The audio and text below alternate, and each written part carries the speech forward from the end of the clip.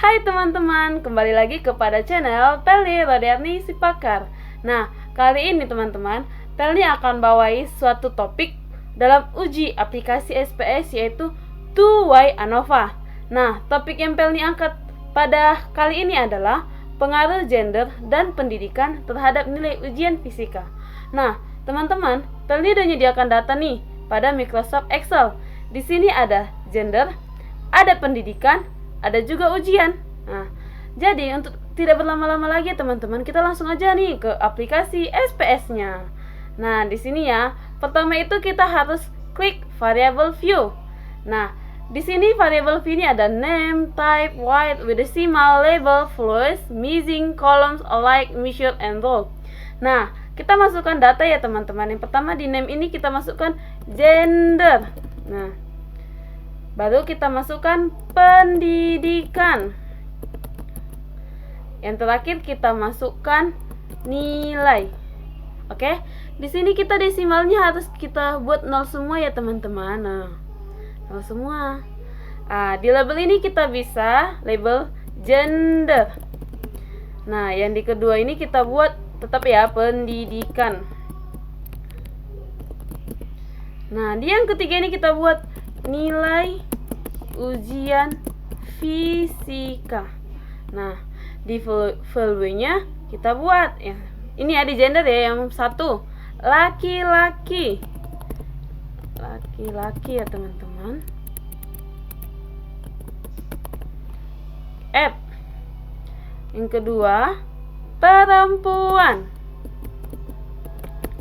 Baru klik add, baru klik oke. Nah, oke, udah untuk followers untuk gender udah. Lanjut ke followers untuk pendidikan.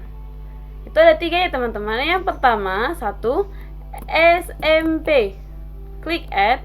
Yang kedua SMA. Klik add. Yang ketiga S1 atau sarjana ya teman-teman. Add lagi, klik oke. Nah, kalau untuk followers nilai nggak ada ya teman-teman.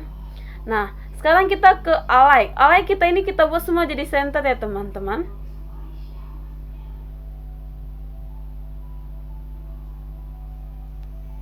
Nah, untuk measure ini kita buat untuk gender dia nominal. Untuk pendidikan dia nominal, tapi untuk nilai kita menggunakan scale. Nah, oke. Lalu kita ke data view. Klik ya data view-nya. Nah, di sini kan udah ada teman-teman. Jadi kita nggak usah lagi ya ketik lagi. Kita kan udah punya tadi datanya yang kita buat di Microsoft Excel. Jadi untuk teman-teman untuk lebih memudahkan lagi, bisa terlebih dahulu ketikkan datanya pada Microsoft Excel untuk memudahkan dalam pengerjaan aplikasi SPS ini ya teman-teman. Nah, kita buka Microsoft Excel-nya. Di sini udah datanya teman. Tinggal kita copy aja dari sini ya teman-teman. Ini tinggal kita copy aja. Nah, copy. Nah, di sini tinggal kita paste. Nah, kan munculkan teman-teman data-datanya. Jadi teman-teman itu nggak usah ribet gitu.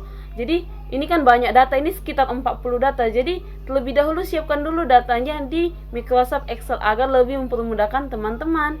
Nah, langsung kita ke menu analyze. Nah, dari menu analyze ini kita ke general linear models. Dari general linear model ini kita ke univariate. Nah, di sini ada dependent variable, fixed factor, random factor, covariate. Nah, jadi gender ini kita masukkan ke fixed factor. Pendidikan ini kita juga masukkan ke fixed factor. Nah, untuk nilai ujian fisika kita masukkan ke dependent variable.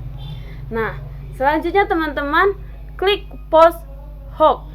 Nah, di sini teman-teman bisa dari ini ada kan faktor ini ada pendidikan, pindahkan ke post hoc test for. Nah, untuk pendidikan. Nah, selanjutnya klik 2K. Di sini centang ya teman-teman 2K-nya. Nah, lalu continue. Lalu teman-teman ke option. Nah, di option ini teman-teman memindahkan gender, Oke, kita ulangi dulu ya teman-teman, biar nggak salah ya duluan ya. Nah, pertama itu gender. Nah, yang kedua itu pendidikan, dan ketiga itu general kali pendidikan kali ini ya teman-teman. Oke, selanjutnya kita ke display tentang deskriptif statistik, tentang homogenetic test. Oke, lalu continue. Nah, selanjutnya teman klik OK. Kita tunggu ya. Nah, udah keluar nih teman-teman outputnya.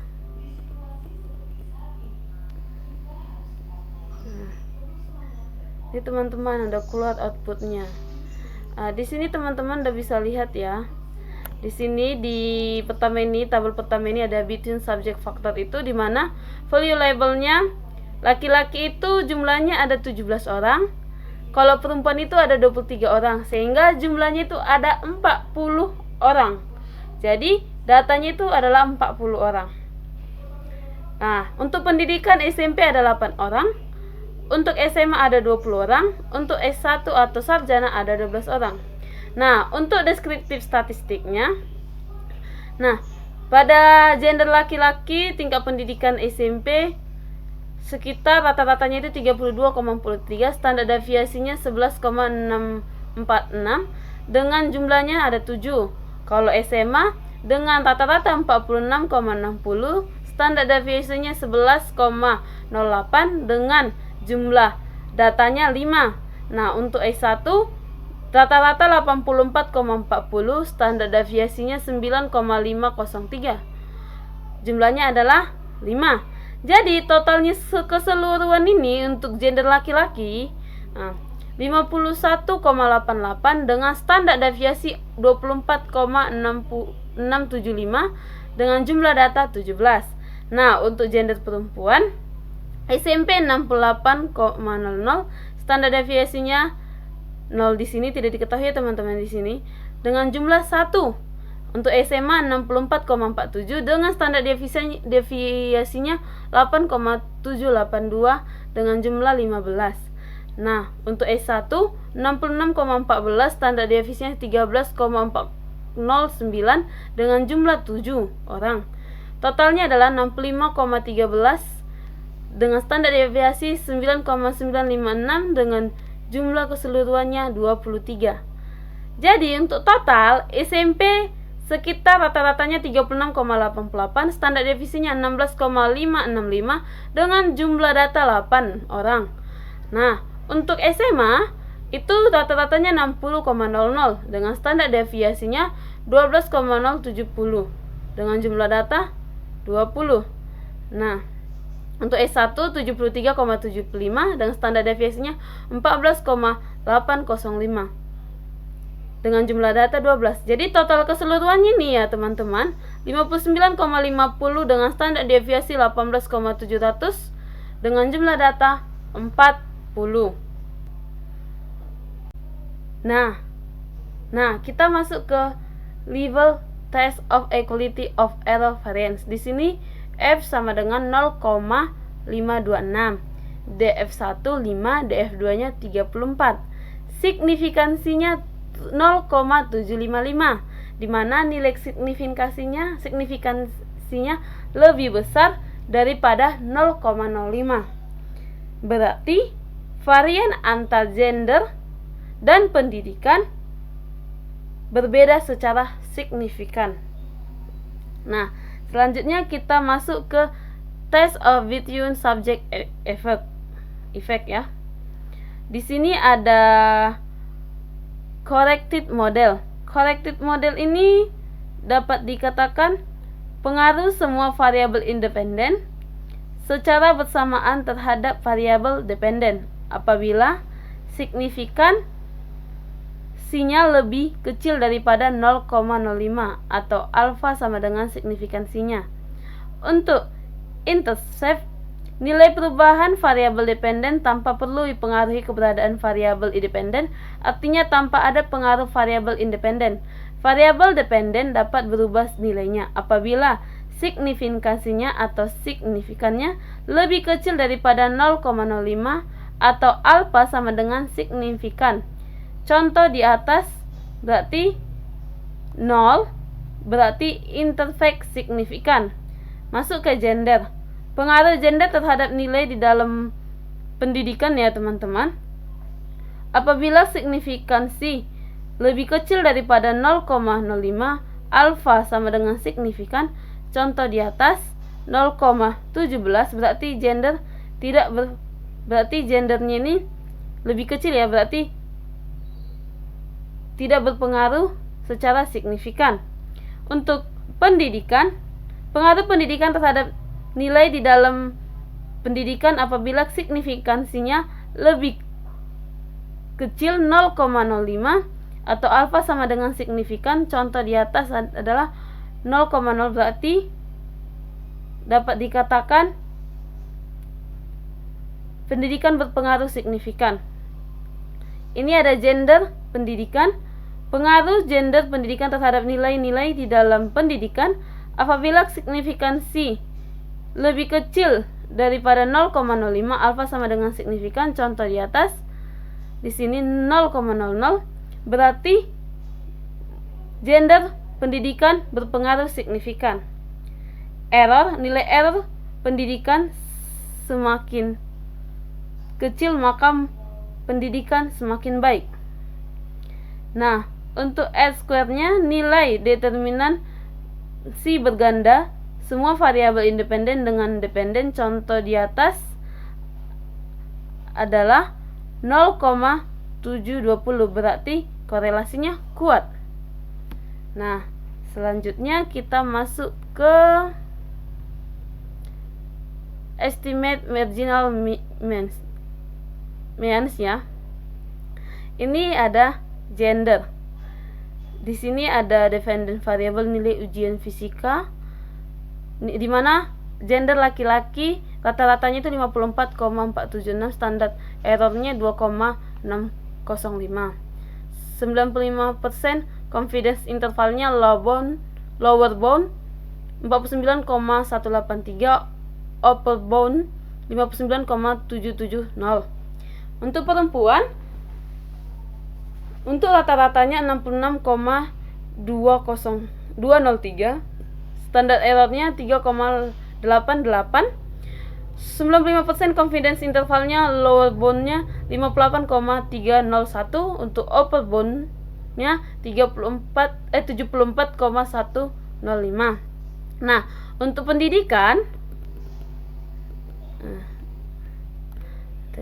untuk pendidikannya itu dependent variable nilai ujian fisika, teman-teman bisa melihat di sini ya teman-teman. Itu sama aja dengan cara pembacaan di gender tadi. Begitu juga untuk gender pendidikan. Nah, yang terakhir itu adalah post hoc testnya. Di sini ada untuk pendidikannya itu multiple comparison. Nah, jadi teman-teman itu bisa melihat bahwa tabel 2K post hoc digunakan untuk menilai kategori manakah dari variabel yang memiliki perbedaan signifikan. Yang perbedaan signifikan ditandai dengan tanda bintang. Dari tabel output dapat didapatkan bahwa pendidikan SMP, SMA, dan S1 memiliki perbedaan yang signifikan. Nah, terakhir adalah homogeneous subset. Ini bisa dilihat bahwa perbedaan antara rata-rata pendidikan SMP, SMA, dan S1 itu, angka tersebut itu berasal dari rata-rata pendidikan SMA, dilihat di situ 60,00, dan pendidikan SMP 36,88, dan yang terakhir itu pendidikan S1 73,75. Model atau pendidikan paling baik adalah pendidikan S1, dan yang kurang baik dalam pendidikan itu adalah SMP. Baiklah teman-teman, sekianlah hasil pembacaan output saya ini dan juga cara uji two-way ANOVA. Semoga bermanfaat untuk teman-teman sekalian. Oke, baiklah teman-teman, sekian ya dari apa yang saya paparkan tentang two-way ANOVA. Nah, buat teman-teman ingin mau lebih memahami tentang materi ini, bisa teman-teman uji dengan sendirinya di laptop ya teman-teman. Download aplikasi SPS-nya agar bisa lebih memahami tentang materi ini. Dan apabila ada saya kesalahan, saya mohon maaf. Teman-teman bisa lebih memahami lagi tentang materi ini dengan mencari materi-materi yang referensi yang lebih bisa menguatkan tentang materi ini. Terima kasih. Sekian dan terima kasih. Bye bye. Terima kasih.